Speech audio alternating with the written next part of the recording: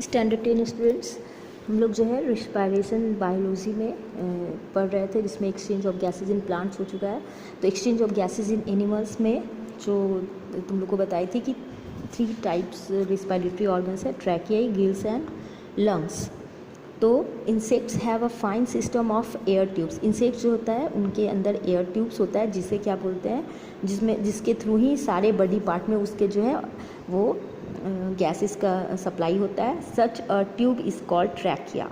उस ट्यूब को क्या बोलते हैं? ट्रैकिया बोलते हैं। Oxygen reaches the tissue through the tracheae. Oxygen जो है उसका सिंगुलर और प्लूरल फॉर्म है ये। तो ऑक्सीजन जो है वो उसके बॉडी में सारे जो बॉडी पार्ट्स है उसमें ट्रैकिया के थ्रू ही ऑक्सीजन जाता है। Gills are respiratory organs found in aquatic, यानी पानी में रहने वाले जो भी एनिमल्स हैं उनके अंदर गिल्स होता है, जिससे एक्सचेंज ऑफ गैसेस होता है। Animals you may have seen the gills of a fish, reptiles, birds and mammals have lungs.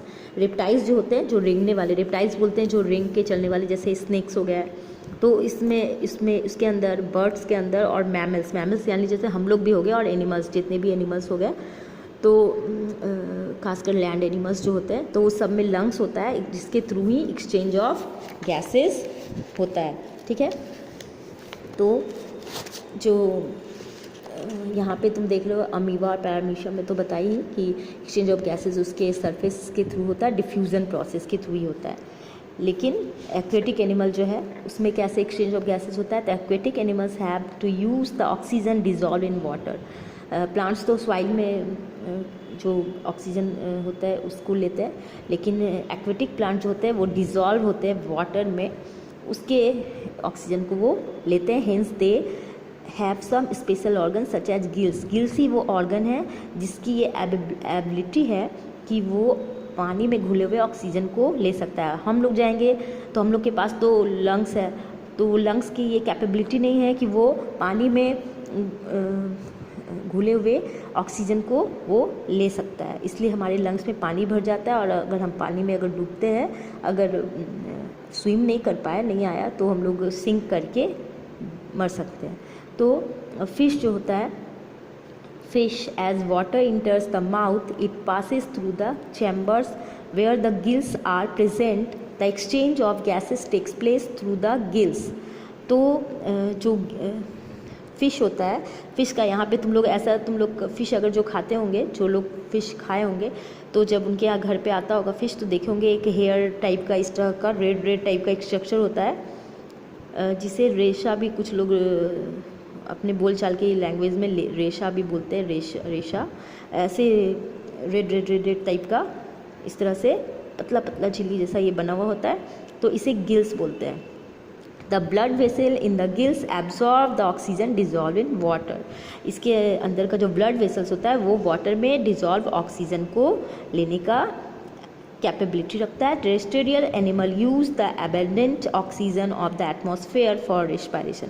जो टेरेस्ट्रियल एनिमल्स होते हैं, यानी लैंड पे रहने वाले, वो जो भारी मात्रा में जो मौजूद है एटमॉस्फेयर में ऑक्सीजन, जो बड़ी मात्रा में, उसी का यूज़ करते हैं। Since the solubility of oxygen in water is low, water में जो ऑक्सीजन का सॉल्युबिलिटी है वो कम है। There is not much oxygen available for aquatic animals organisms. Therefore, to make up for the low availability of oxygen, the rate of breathing is aquatic organism is much higher than that in terrestrial organism. यानी हमारा जो breathing rate है वो aquatic की अपेक्षा कम है। Aquatic का breathing rate ज़्यादा है क्योंकि वहाँ पे अवेलेबिलिटी जो है वो कम है ऑक्सीजन की वाटर के अंदर, तो उन्हें जो है बहुत जल्दी सांस लेना पड़ता है, इसलिए उनका जो रेट है ब्रीदिंग का वो ज़्यादा है टेरेस्ट्रियल एनिमल की अपेक्षा।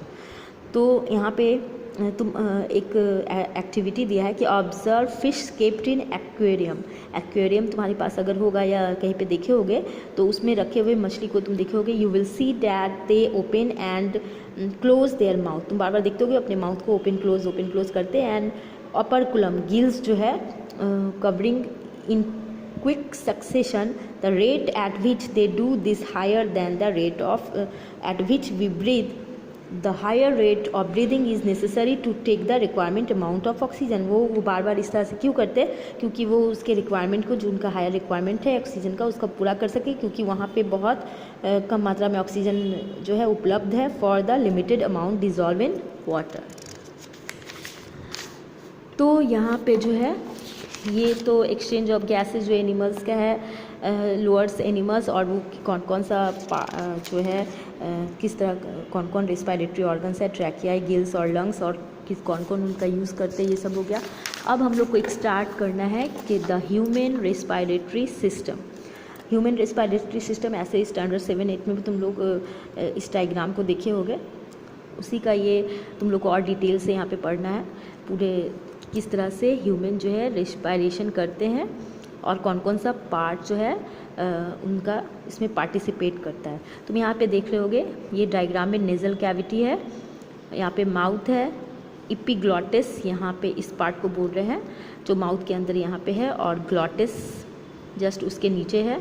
उसके बाद जो है रिब्स है, ये जो है वो रिब्स है, उसके अंदर ब्रोंकस है, ये जो ये देख रहे हो तुम, ये लैरिंग्स है, यहाँ पे ये फेरिंग्स है, यहाँ पे माउथ पार्ट को फेरिंग्स, और यहाँ पे गले में के पार्ट में अंदर में यहाँ पे इसको बोलते हैं लैरिंग्स। और ये जो इस तरह से रिंग टाइप का बना है, इसे कहते हैं रिंग ऑफ कार्टिलेज। और ये जो पाइपलाइन है, जैसे फूड पाइप था तो उसे ओइसोफेगस बोलते हैं, उसी तरह ये गैस का जो पाइप है इसे ट्रैकिया बोलते हैं, ट्रैकिया।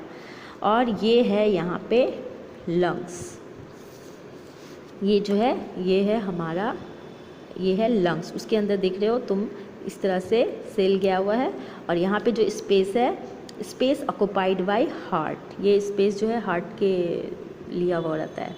और एल्वियोलस, यहाँ पर अंदर में ये डिटेल स्ट्रक्चर यहाँ पे नहीं बताया, यहाँ पे देखो ये कॉटन टाइप का फूला हुआ जो स्ट्रक्चर है तुम देख सकते हो अपने बुक पेज नंबर 16 में। ये जो डायग्राम है फिगर 2.7 ह्यूमन रेस्पिरेटरी सिस्टम, ये जो कॉटन टाइप स्ट्रक्चर है इसे बोलते हैं एल्वियोलस।